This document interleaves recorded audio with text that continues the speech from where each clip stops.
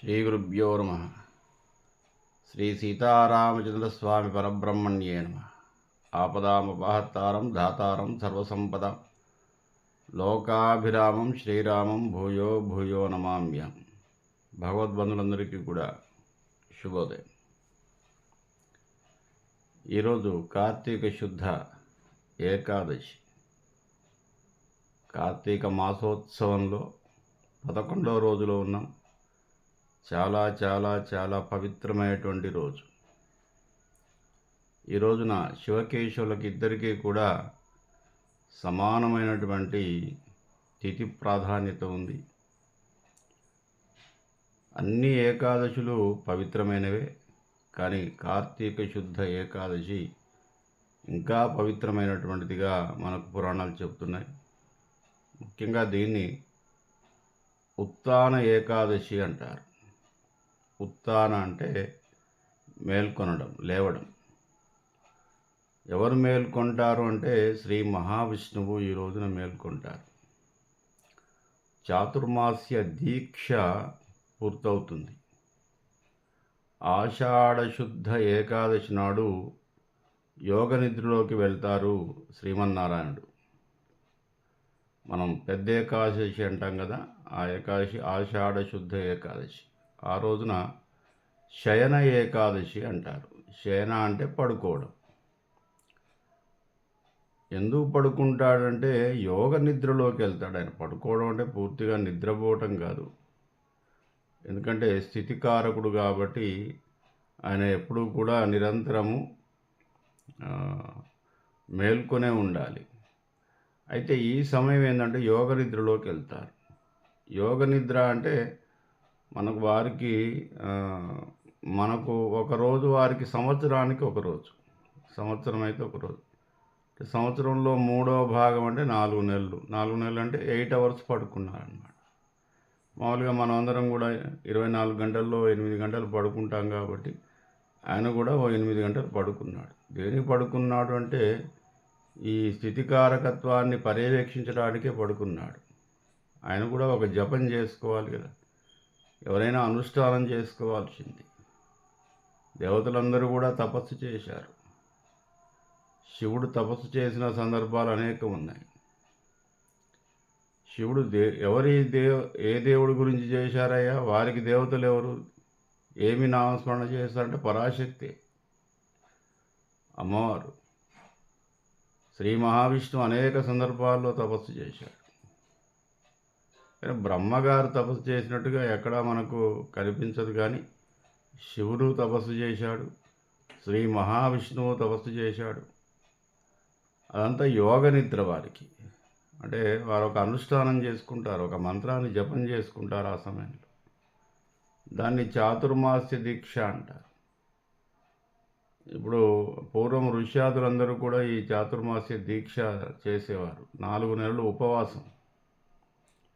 తర్వాత ఇప్పుడున్నటువంటి ఆశ్రమాల్లో ఉన్నటువంటి వారందరూ కూడా గణపతి సచ్చిదానంద స్వామి, త్రిదండి శ్రీమన్నారాయణ, చిన్నజీయర్ స్వామి, ఇలాంటి వాళ్ళందరూ కూడా చాతుర్మాస్య దీక్ష తీసుకుని ఈ దీక్షలో ఉన్నంతకాలం ఈ 4 నెలలు కూడా ఎక్కడా పర్యటనకు వెళ్ళరు. వాళ్ళు ఆశ్రమాన్ని విడిచి వెళ్ళరు.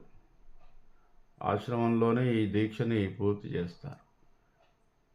అదేవిధంగా ఈ రోజున శయన ఏకాదశి నుంచి ఉత్తాన ఏకాదశి వరకు 4 నెలలు చాతుర్మాస్యం అంటే 4 నెలలు. 4 నెలలు ఉపవాసం ఉంటారు, దీక్షలో ఉంటారు, అనుష్ఠానంలో ఉంటారు, యోగంలో ఉంటారు. దాన్ని యోగ నిద్ర అంటారు. పూర్తిగా దైవ సంబంధమైన చింతనలో ఉంటారు. దైవ నామ స్మరణ తప్ప మరొకటి లేకుండా ఉంటారు. దాన్ని దీక్ష అంటారు.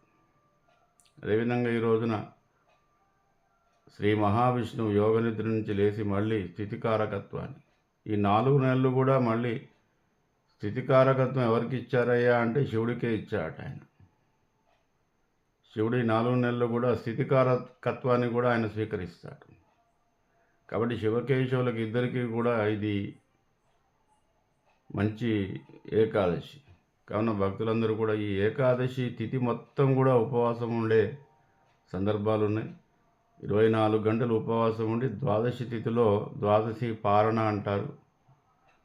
అంటే ఇది ఏకాదశిని మనం ఉపవాసంతో పూర్తి చేసుకుని ద్వాదశి గడియలు రాగానే శ్రీమన్నారాయణుడికి లేదా మహాశివుడికి పూజ చేసుకొని ఈ యొక్క దీక్షను అంటే ఉపవాస దీక్షను విరమించటం అనేది పూర్వం నుంచి వస్తున్నటువంటి ఆచారం. కాబట్టి ఇంతకు మించినటువంటి పుణ్యప్రదమైనటువంటి తిథి లేదు అని చెబుతారు. మొత్తం సంవత్సరంలో ఈ ఏకాదశి చాలా పవిత్రమైనది, గొప్పనైనది. తర్వాత దీక్ష చేసేవాళ్ళు, యోగాన్ని పొందే వాళ్ళందరూ కూడా తప్పకుండా ఈ ఏకాదశిని పాటించవలసిన అవసరం ఉంది. ఇటు శ్రీ మహావిష్ణువును కానీ అటు శివుని కానీ పూజించినట్టయితే, పూజ అంటే మళ్ళీ మామూలుగా యథావిధిగా మనం ఈ రోజున స్నానాధికాలు చేసుకొని మళ్ళీ ఒక 3 దీపాలు ఈ రోజున కూడా వెలిగించడం ఉంటుంది. అయితే 11 దీపాలు వెలిగించే ఆచారం కూడా ఉంది. అంటే ఇది ఏకాదశి కాబట్టి ఏకాదశి అంటే 11. ఈ 11 ఏమిటయ్యా అంటే 5 కర్మేంద్రియాలు, 5 జ్ఞానేంద్రియాలు, 1 మనస్సు.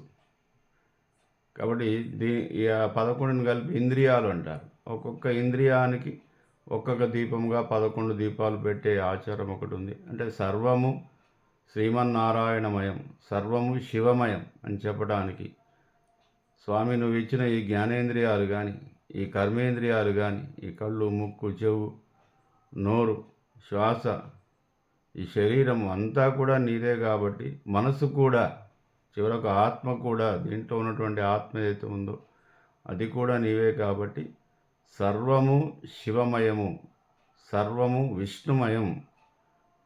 ఈ ఇద్దరు దేవతల కన్నా మించినటువంటి దేవతలు మనకెక్కడా కూడా కనిపించరు. వేదంలో మనకు కనిపించే దేవతలు ముఖ్యంగా ఇద్దరు. అంటే ఔపోసనకు, అనుష్ఠానానికి, యోగానికి కారణమైనటువంటి దేవతలు ఇద్దరే. మిగతా దేవతలు ఉన్నారు కానీ వారు వరాలు ఇవ్వరు, దేవస్వరూపాలుగా ఉంటారు. వాళ్ళని అనుష్ఠానం చేసినా కూడా వాళ్ళేం ప్రత్యక్షం గారు. వాళ్ళ వల్ల మానవ జాతికి ఏమీ కూడా దీవెనలు కానీ, తర్వాత వాళ్ళ వల్ల వచ్చినటువంటి ప్రయోజనం కానీ లేదు. అందువల్ల ఉపాసన చేసేటువంటి దేవతలు ఇద్దరే, శివుడు, కేశవుడు, అంతే. వేదమే చెప్పింది. వేదంలో ఉన్నటువంటి మహాదేవతల్లో 2 మహాదేవతలు నాయన. ఈ దేవతలు మాత్రమే మానవులకు వరం ఇస్తారు, కరుణిస్తారు, మానవుల యోగక్షేమాన్ని చూస్తారు. మానవ జాతికి ఏదైనా అధర్మంగా ఉన్నట్టయితే ధర్మ సంస్థాపన కోసం ఈ దేవతలు ఇద్దరూ కూడా అవతారాలను ధరించి రక్షిస్తారని చెప్పేసి వేదం చెప్పబడింది. అందుకే శివకేశవులకు అంత ప్రాధాన్యత ఉంది మన దేశంలో. కాబట్టి ఈ రోజున ఇద్దరిలో ఎవరిని పూజించినా కూడా పుణ్యప్రదమే. ముఖ్యంగా ఇది ఉత్థాన ఏకాదశి కాబట్టి ఎక్కువగా వైష్ణవులందరూ కూడా ఈ ఏకాదశిని పాటించి ద్వాదశి పారణ అంటారు. ద్వాదశిని ఏ విధంగా పాలన చేయాలో, ద్వాదశి వ్రతం ఎలా చేయాలో రేపు మనం తెలుసుకునే ప్రయత్నం చేద్దాం. స్వస్తి ప్రజాభ్యాం.